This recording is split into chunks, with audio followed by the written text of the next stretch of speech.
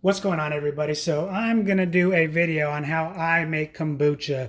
So the process on how we're going to go is I'm just going to go step by step and explain some of the things that I've picked up along the way. So I've been making kombucha now for about a year, so not an expert, but I've done it a couple times, and I've made some mistakes, etc. But I also have been watching a lot of YouTube videos, and this is sort of my compilation of not only my own experience, but what I learned by watching YouTube. So I start off with six tea bags. I happen to use Trader Joe's Original Irish Breakfast black tea. You can do green tea out there, but I just choose to do black tea. I also do organic raw cane sugar, and I've had no difference between either brown or white sugar. So it's been absolutely the same to me. So no difference there. And today we'll be doing brown. Yeah, so the first step is you got to first, what I do is I boil 8 cups of water. And then as soon as I boil the 8 cups, we'll throw the tea in. So let's go ahead to the next step. So nothing crazy here, just 8 cups of water. However, you do want to use purified water. So if you're not aware, chlorine is usually in any city water, and since you are literally having bacteria and yeast create your kombucha, you don't want to kill them off while you're attempting to make kombucha, or possibly do something that will harm them. So at my house, I have a 5-stage reverse osmosis filter underneath. If you don't have the same, then you can just use any purified water from the store. So 8 cups.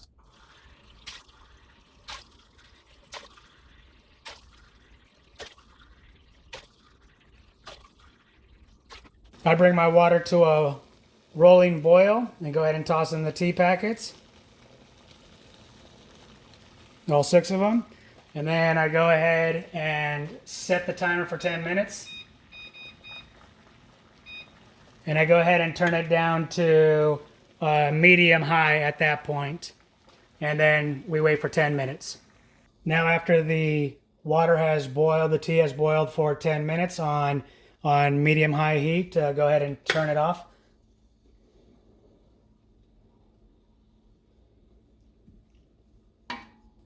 And what I like to do is, once I get it cleared out, is before I take it off the heat, just so that I'm using maximum heat, probably an unnecessary step, but I like to just stir in the sugar before I pull it off the heat. Just now, there's lots of people out there that get pretty hardcore on, whether to be using plastic or not, or using organic and all this. I just naturally am drawn to using stainless steel and wood, not because necessarily I'm trying to, avoid contaminating the Scoby, which you'll see here soon. But that's just how I do it. So once the sugar's stirred in, go ahead and take it off the heat and allow it to cool. And I'll show you a trick here in a second on what I do.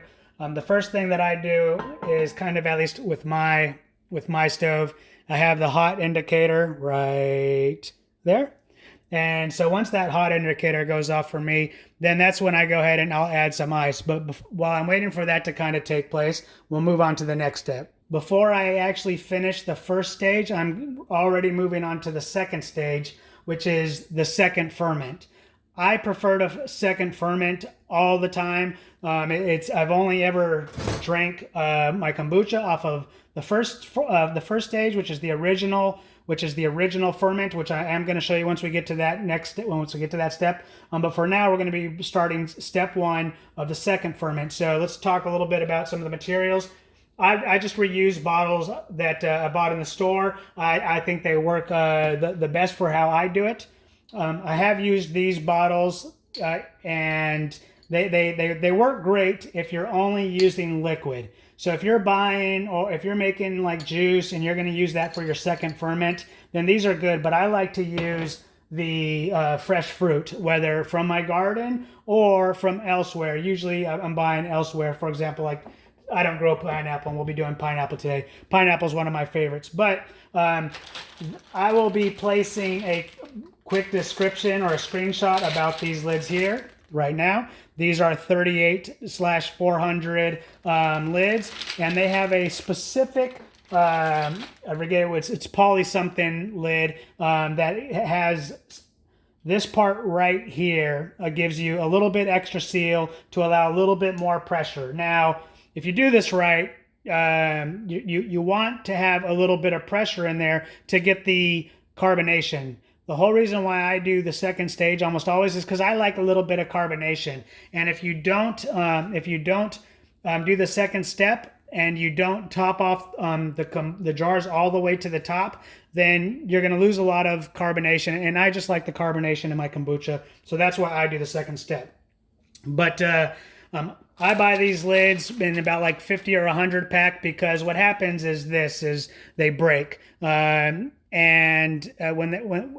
they become unusable. As a matter of fact, you can see I got 2 of them, and I've been looking for like stronger ones, but I haven't found them yet. So I'll be trashing these and then just grabbing some more as we go. I don't break them that often, but I usually probably go through 1, or in this case 2, about every 3 batches. The first thing that I do is while I'm waiting for the water to cool, is I go ahead and I cut up the fruit that I'm going to be using so that it fits in one cup, in a quarter cup. So I will put a quarter cup of fruit in every one.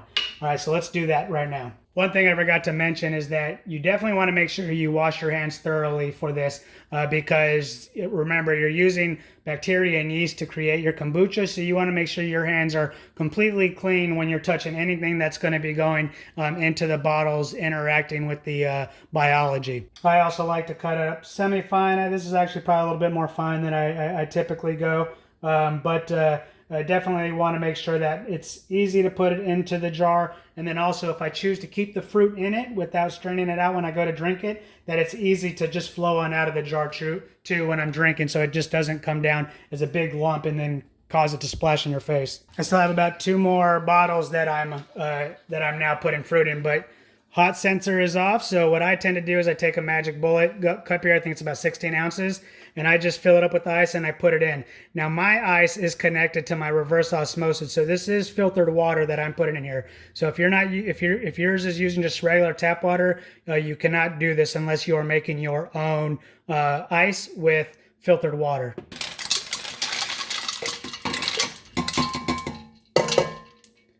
And then I just let that sit for a little bit while I finish up. So a lot of the recommendations out there, I see people recommend for how long to do the first stage of kombucha is for 2 weeks. I like doing 3 weeks. That's just how I prefer.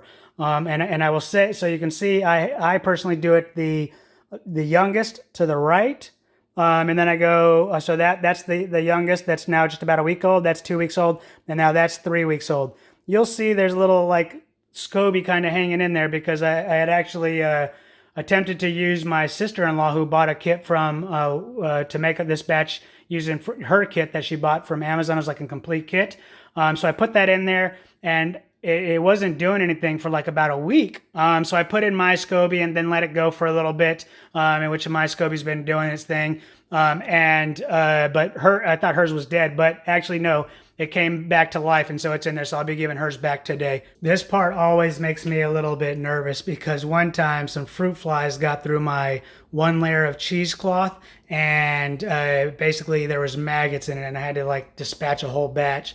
As a matter of fact, that little speck right there is a fruit fly that was trying to get in, or for whatever it was doing, it's dead there on the end. So it's kind of the bad thing about in wintertime. Well, the good thing about wintertime is temperature tends to be a little bit warmer, so it brews faster. However, it also, the flies and everything are out too. So I'm very cautious about where the flies are and everything when I'm doing this. So we'll see what happens. Hopefully there's none in here right now. I have this thing like triple layered, and I haven't had an issue in the past, and not this time either. So I went triple layer with the cheesecloth to prevent any insects from getting in there, because you can't cover it with something hard, because it needs to be able to breathe. Again, this Scoby right here is a combination of yeast and bacteria, and when you do it, you definitely got to get over the touch. You got to get over yourself on being scared to touch her, and I just got to do it. I go ahead and normally I only have 1 Scoby, but in this case, like I said, since I was originally started with my sister-in-law's. There it goes to the bottom. There it comes again. since I originally started with my sister-in-law and it just sunk to the ground. Okay, maybe I'm gonna get it. I put in the other one to get it started. All right, come here. Got you. And when you take it out, you need, for your next batch that you're gonna start, 1 cup of kombucha. So here's a little, if you can see that kind of floating around in there. Let me see if I can kind of get that little thing floating in there. That's called a mother too. So usually I try to keep, if I can capture some of that, I keep it with the Scoby. So now this, what I'm going to do, like I said, to keep it kind of away from the fruit flies, go ahead and put this in the sink for a second, is I'm now going to take this away and I'm going to put it in my microwave so nothing can get to it.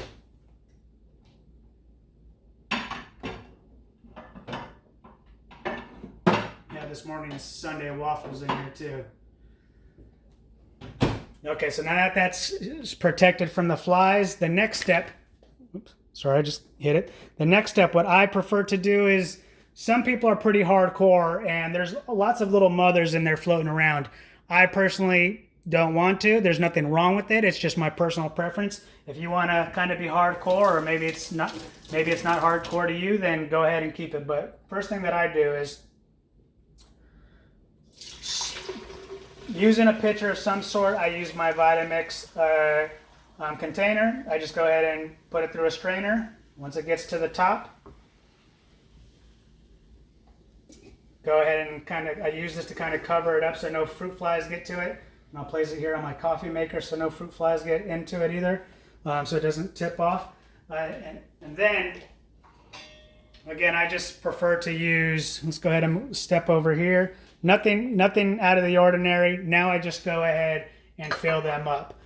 So I'm going to go ahead and fill up this next couple of batch, and then I'm going to show you where I choose to fill them up to. Before I fill up the last one, and just for contrast, I didn't fill this one up. I always make sure that the other ones are where at the level that I want them to be. So I'm going to kind of show you some good ones and then some not good ones. So I fill them up just to where the level is right at where the neck narrows down.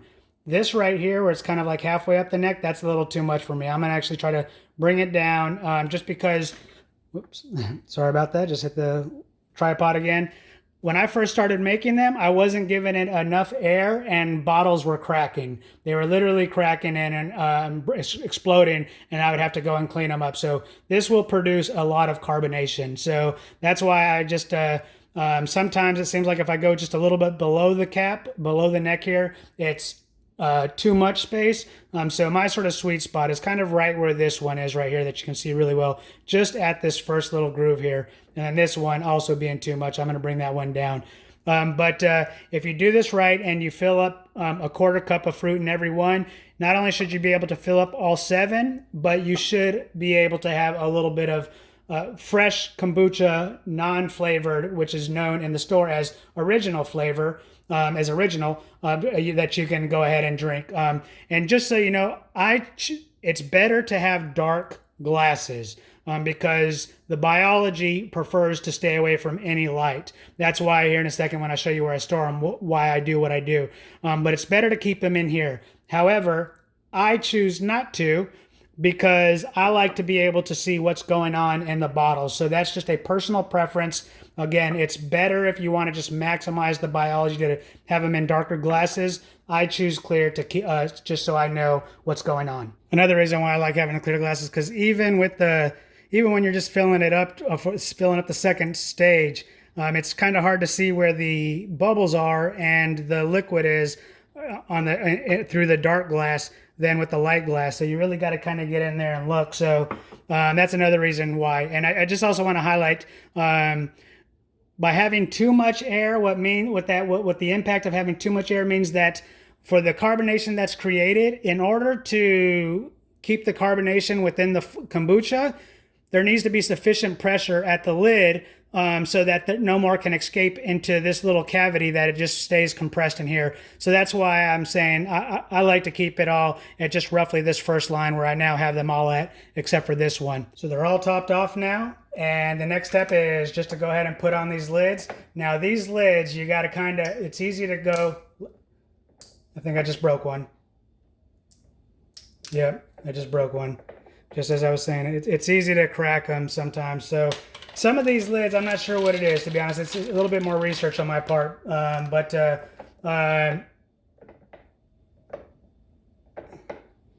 get them down, you know, I saw some people just like really squeezing down on them. For myself, I just can't do that. I just gotta find, usually on some of them, they kind of get a little click, and then that's where I stop.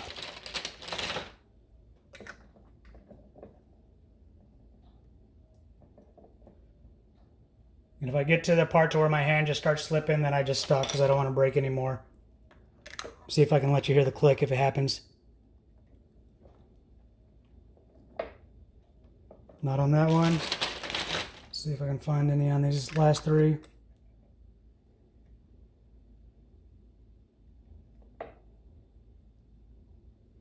Nope, not on that one.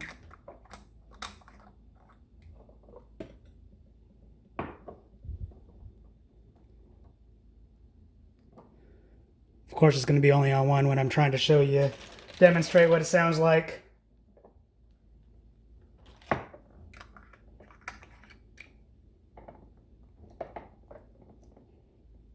Yep, only happened on one, so I'm not gonna do anything. So let's move on to the final step of stage 2, which is really simple. Personal preference, since the way that I do the second step is I put in the fruit, usually, especially in this particular case, pineapple, using my hand to put all the pineapple inside, and then of course there's juice coming down.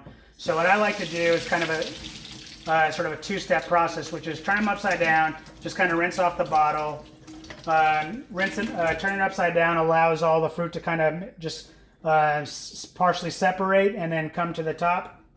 And then I just do that for every bottle. So now I'm done with the second ferment. I put them up to the top where I have my other three gallons, and the next step is now to go ahead and move the oldest ones to the left because I'm getting ready to finish the first ferment. So that's actually the completion of the second ferment, which adds the flavor and the carbonation. We're now going to finish this first ferment. You really don't want to put your Scoby into the tea until it's at least 90 degrees and cooling.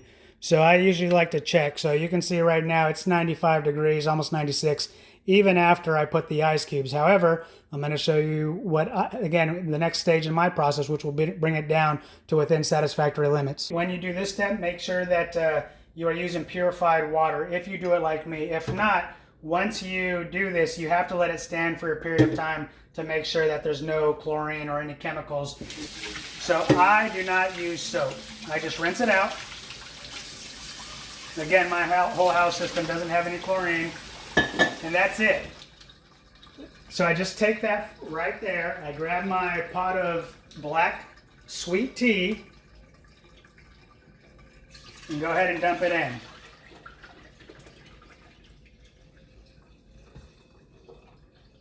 Nothing special here. Go ahead and set this aside in the sink. And then I go ahead and I'll fill this up with some purified water.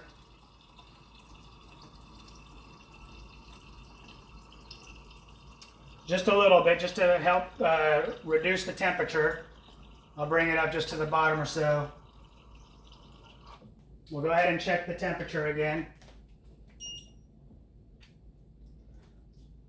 Now we're at exactly 90 degrees. So I'm going to go ahead and put the Scoby in because as soon as I put even more water into it, it's even going to cool it down even more so. So let's go ahead and bring my cut board over here. Now for my chickens, which you're going to kind of see me do as the next step, and if you don't have chickens, you absolutely do not have to do this. But I am going to do it. So real fast, I'm going to go ahead and hold on to my sister-in-law Scoby. Dump in the kombucha that I did.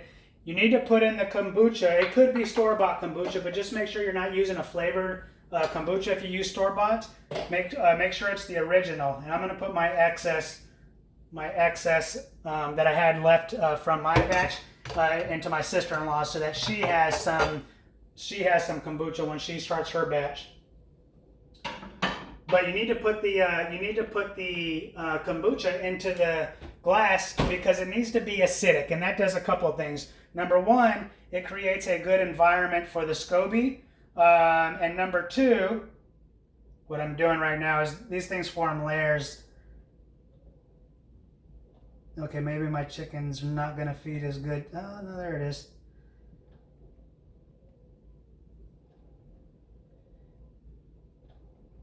Trying to find where the layers are forming here.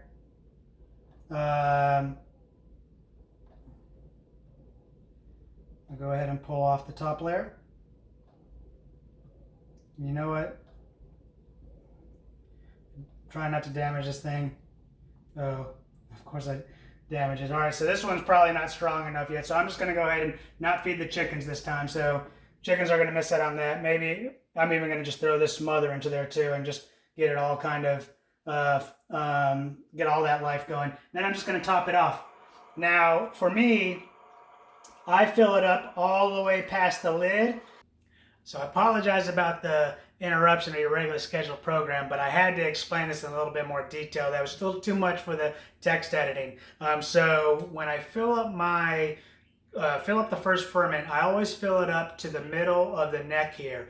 And the reason why is because if you fill it up any less, let's say beneath the neck, and the Scoby starts to expand in this larger area, on the next batch, when I try to put it in, there's a very good chance that it's not going to cover the entire surface area and leave a gap of where the kombucha is and the Scoby isn't. And when that happens, you have a high probability of getting mold. So to prevent mold from forming on the top and ruining your whole batch and ruining the Scoby, I always just kind of fill up the water so that when it gets to the top, the Scoby can only expand within the neck and no further. All right, thank you, and back to your regularly scheduled program. Because if you don't fill it up to the lid that you're going to do, that Scoby is going to fill the void. So I want it always to fit within my jar here. And now we'll just do one final check, and you'll see that the Scoby went to the bottom. It will come to the top. And now I'm at 85 degrees, well within tolerance. So it's already coming to the top. It's a good live Scoby. And the next thing that you do is you just cover it. You can either use cloth or use cheesecloth, like a rag or cheesecloth. I personally choose to use organic just to make sure that there are no chemicals or anything in there. That is the recommendation, and that makes sense to me. And then we just place it up there. I place it to the right, so now I know that's the youngest one, and we go ahead and close the doors. So just finishing up, I use 3 gallons because my family at times keeps up with it really good, and at other times it seems like as soon as they're walking in the door, I'm passing them kombuchas to drink to hurry up, get ready for the next brew. You know, in addition to having more control over what I'm drinking and the quality of what my family consumes as far as the food and drinks, I produced it because if you buy one of these 16.9 ounce glasses in the store, those cost anywhere from $2.50 to $5 depending on where you buy it. You can probably get a little bit better deal if you buy in bulk. However, that producing 1 gallon costs right around $1. So it's kind of like a no-brainer. Real easy to do. It's kind of a longer video than I like to produce, but I wanted to show you the exact steps and the explanations on why I do what I do. All right, I hope you enjoyed the video. Thank you.